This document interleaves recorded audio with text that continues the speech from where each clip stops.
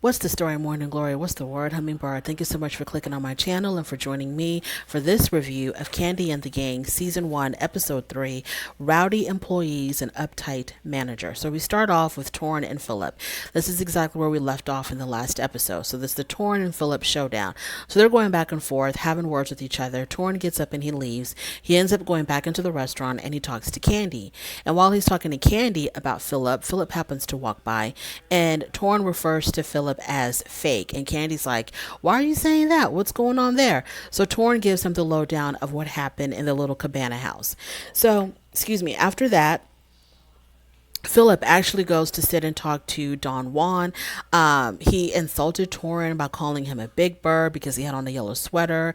Torrin said, okay, so then he's talking to Don Juan, and then as they're conversating about Torrin, Kandi leaves Torrin and she goes to sit with Don Juan and Phillip. So they're talking about the whole Torrin situation. And then Phillip says that he can't handle Torrin. Torrin is highly disrespectful and he cannot work with him. And so he tells Don Juan and Kandi that Torrin is going to have to report to y'all because I'm not dealing with him.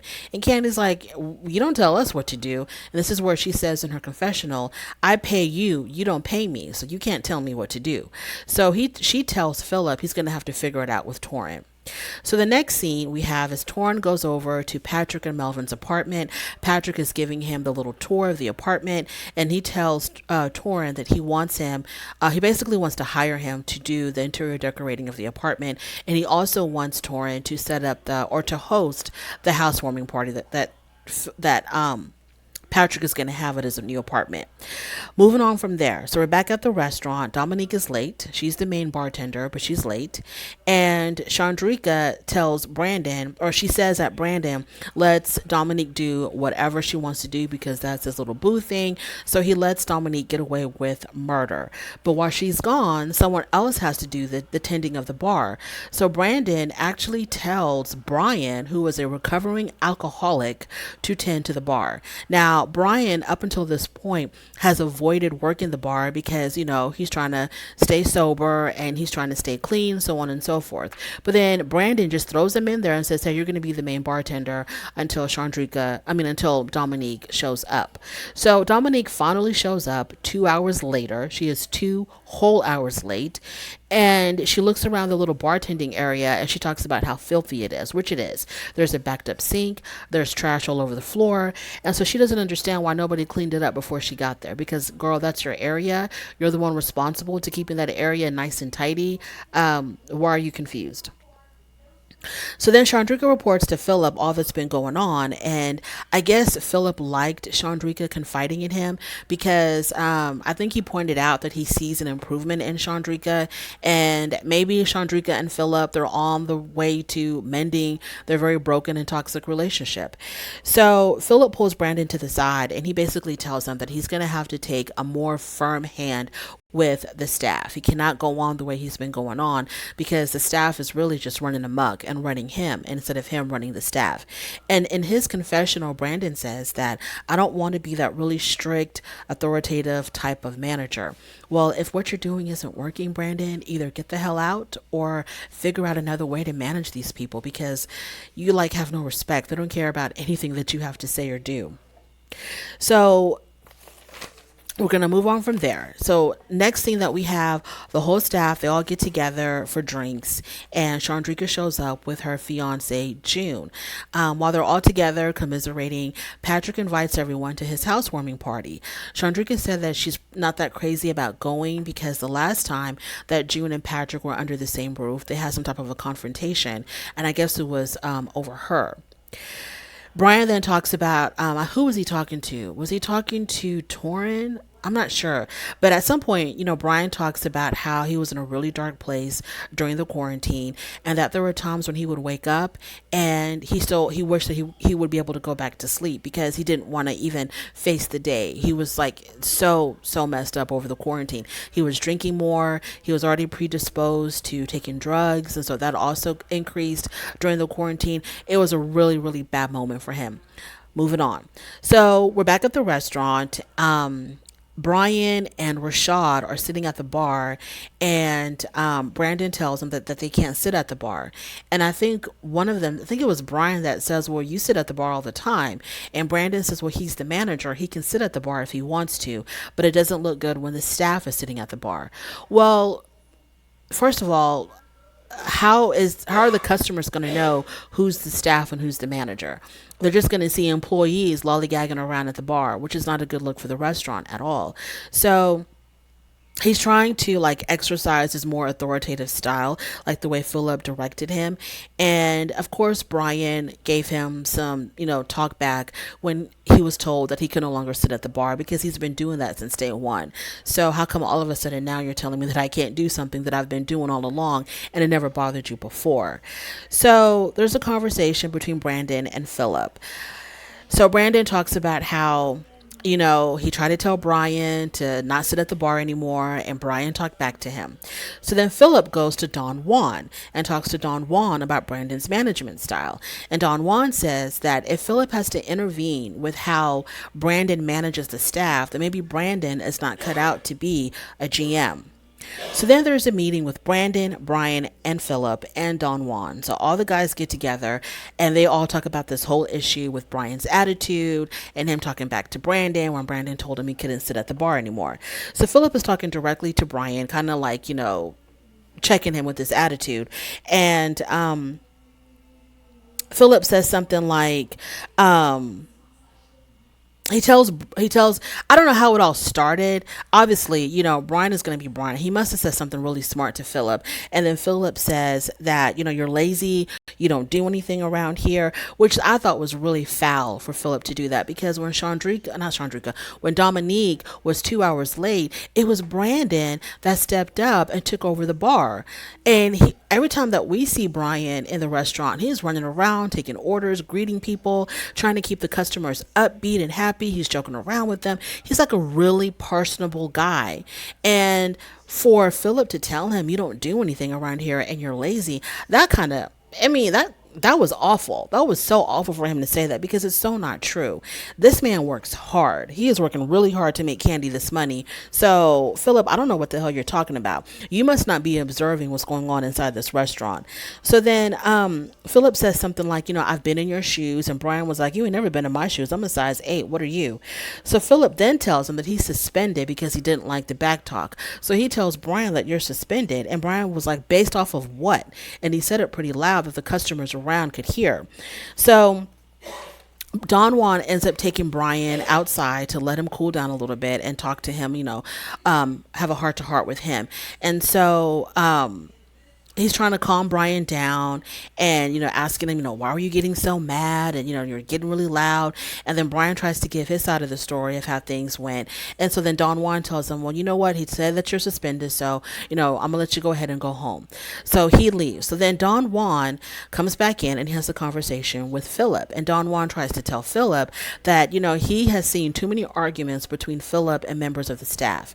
And Philip didn't like how Don Juan took Brian outside to talk to him. Like, I don't understand why Philip had a problem with that. So Philip said that the reason why he didn't care for Don Juan taking Brian outside is because then Brian is going to think that what he did was okay. How would he think that what he did was okay just by Don Juan having a private moment with him to figure out, what's really going on with you? He was just really trying to calm him down and get to the root of the problem. What are you talking about? Philip is insane. So Don Juan tells Philip that just like he has to listen to him, he also has to give staff a chance. Just like he wants people to listen to him, he also has to listen to the staff, and he has to give them a chance to express themselves and give their side of the story. You just can't be shouting orders and accusing people of things and not letting people respond back to what you're giving to them. Let them talk, let them express themselves. Don't just yell and shout and expect people just to keep their mouth shut and then do as you want them to do, like they're your slave or something.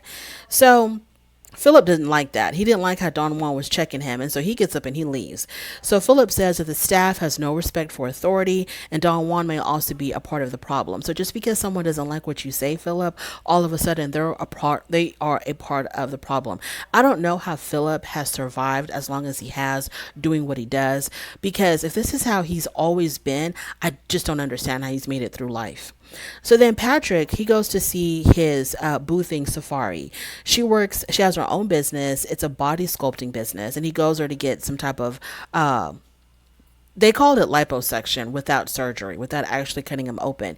So he lays down on the table. He takes off his shirt, lays down on the table. And she's got this, like, I don't know what it was, some type of a device where you put the gel on the person first and on the area that you're going to be sculpting. And then you take this device, it looks like a massage type of device, and you just like rub it over the problem area.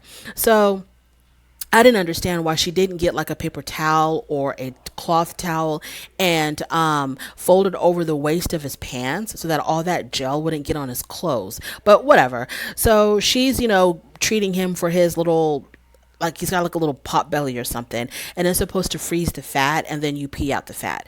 So, or not freeze it, but liquefy it. I don't know, doing something to get rid of the fat. So she says that she started doing okay, so Safari says that he needs to not hire Torin to decorate his apartment, but that she's willing to do it. And so she says that she's got really good taste in interior decorating, and they show us some shots of her office or of her little work area. I don't know if she's got good taste or not. I don't know. So Safari also told Patrick that he should not invite Chandrika to the housewarming. And he was like, but I already did. And she's like, well, I don't want her there. And so then Patrick's like, okay, so I guess we're going to go ahead and disinvite her. I was like, damn, y'all can't be grown and be in the same room for a couple of hours. I mean, is it that bad between y'all? Excuse me. So then Chandrika, the next thing that we have is Chandrika at Kandi's house, and she's going to give the old ladies a lesson in water aerobics. So all the old ladies are there, Kandi's there, and Dominique is there. They get in the water, they do the water aerobics thing. After a couple of minutes, and Bertha gets out. She ain't really feeling that. And so then after they're done with that, they sit down and they talk. And Dominique and Sean, they tell Kandi that Brian was suspended by Philip. And Kandi says in her confessional, and she's there with Todd in the confessional, she says, Brian just started back, and now he's suspended. And then Todd was like, yep. And then Kandi goes, what you mean? And then Todd says, well, isn't that why we hired Philip? Okay, Todd, you're also of that mindset that the only way to direct people or manage people is to be Satan to them, to yell and shout and degrade and insult.